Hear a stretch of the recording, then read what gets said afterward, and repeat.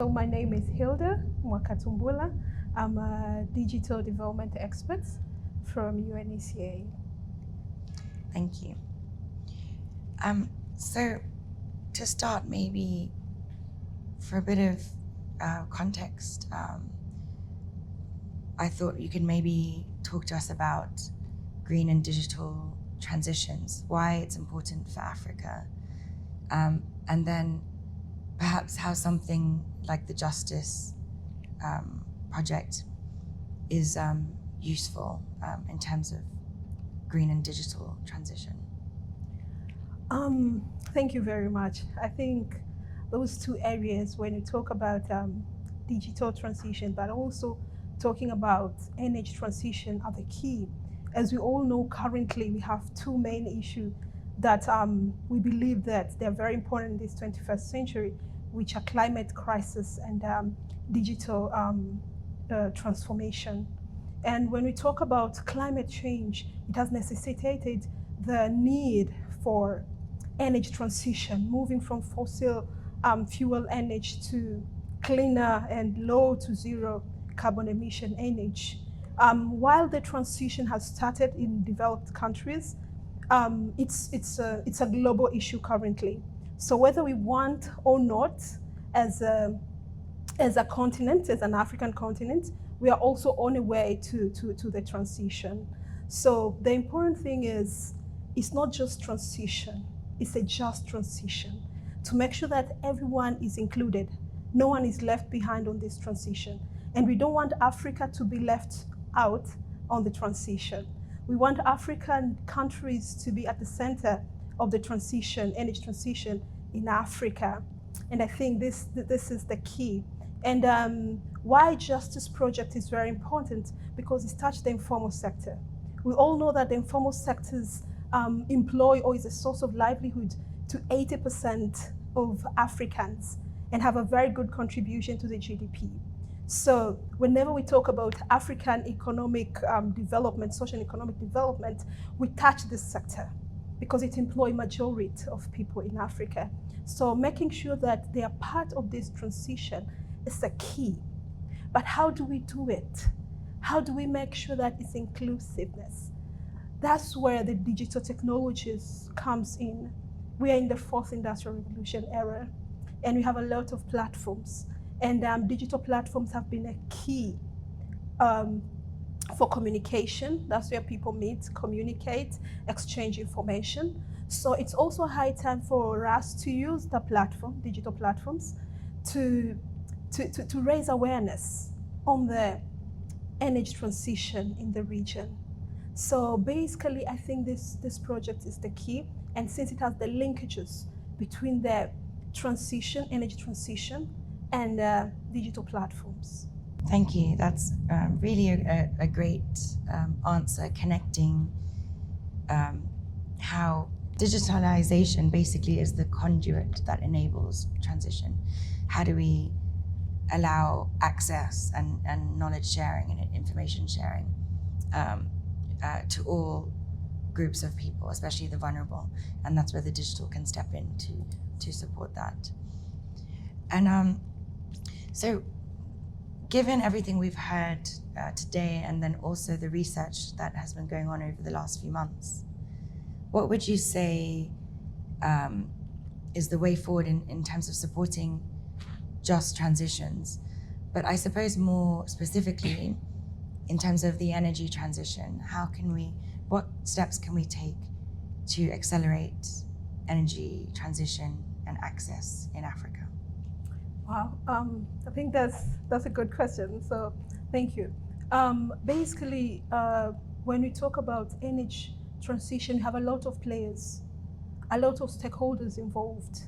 I think we try to identify some today. Like, we have policymakers. They're the ones who are making policies, so they are the key here.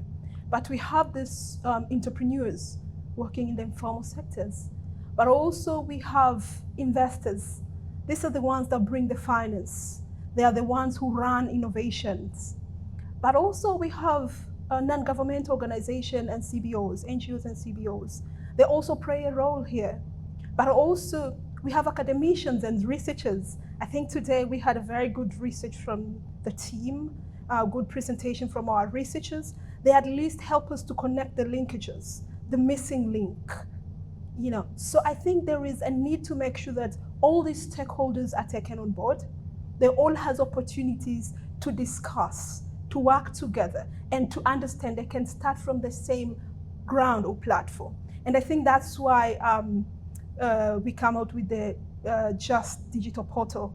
I think that is a very good platform because it brings together all these stakeholders. It offers a platform for them to discuss. It offers a platform for policymakers to understand entrepreneurs, but it offers an opportunity for investors to meet with entrepreneurs. But also it offers an opportunity for NGOs to support entrepreneurs. Either it's raising awareness on the energy transition, either it's supporting them on how to develop bankable projects which can be funded by investors, but also it's another room for researchers to dig deeper and trying to find that missing link and connecting these people. So I think the platform will play a very good role to make sure that all these stakeholders are involved in the transition. But also when we talk about transition, it won't come without a cost.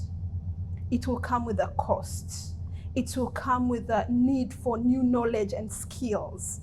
So basically, I think there is a need to find donors and supporters to make sure that we support these entrepreneurs who mostly are informal, are from the informal sector, to support them to be aware of the digital, on the energy transition, but also on the financial literacy, because we want these entrepreneurs to grow, but also as they grow, we want them to grow sustainably, thinking about the energy transition. The third, but probably not least, I think as a continent, we have to make sure that energy transition technologies are not expensive, they are affordable and accessible. Because always, as default, we know these entrepreneurs, they'll go for cheaper option.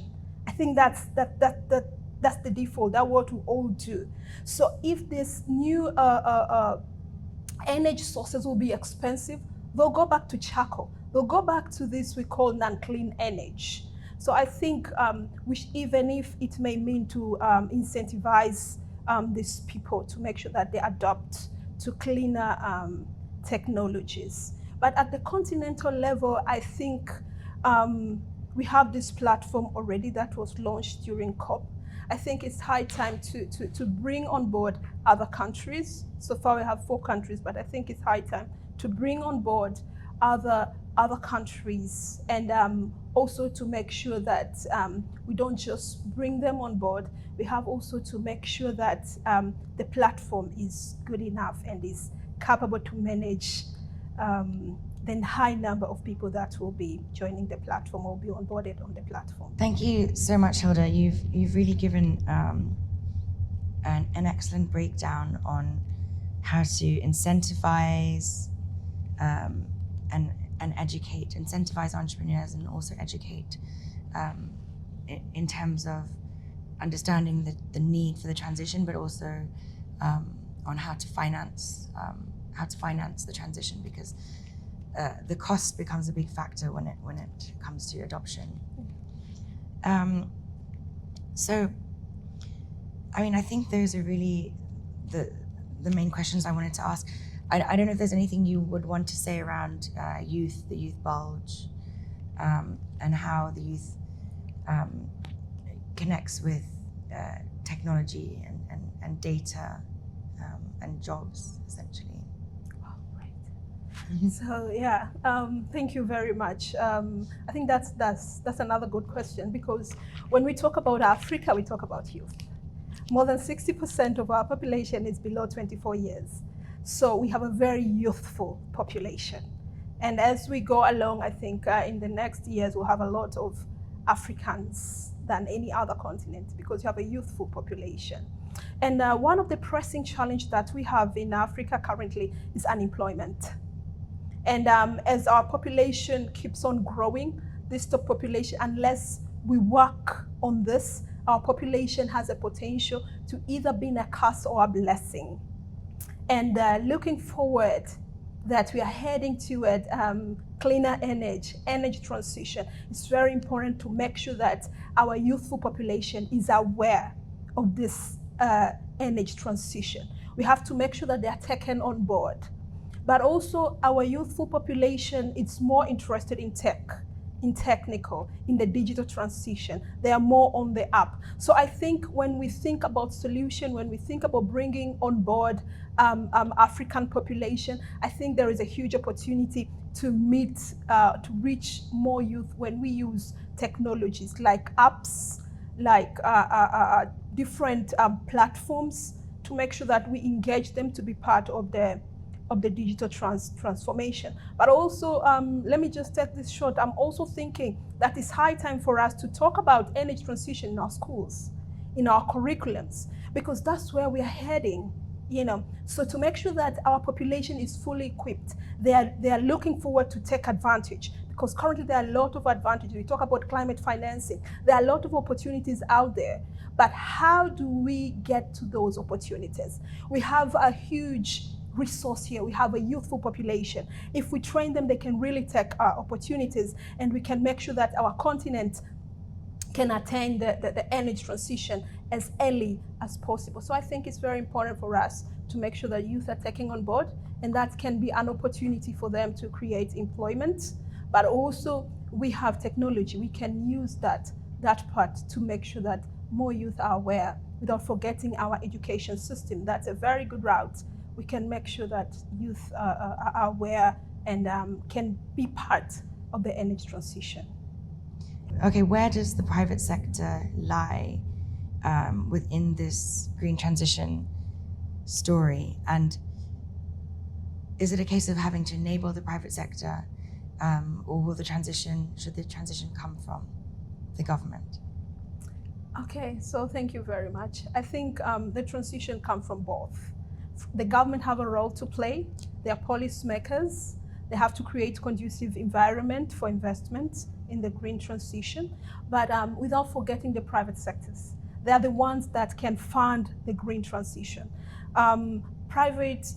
Public-private partnership may be the key. They're working together, but we need more private sector in Africa to take an active role here to support the green transition. They're the one owning big companies. They are the ones employing people. They are the ones sometimes are investors or angel investors. So they have a very huge role to play, maybe on their CSR. So there is a huge role private sector can play. And if I have one request, is for them to take an active role to support African transition to cleaner energy. But the government should also create conducive environment for them to invest in cleaner energy. Thanks. Great, thank you.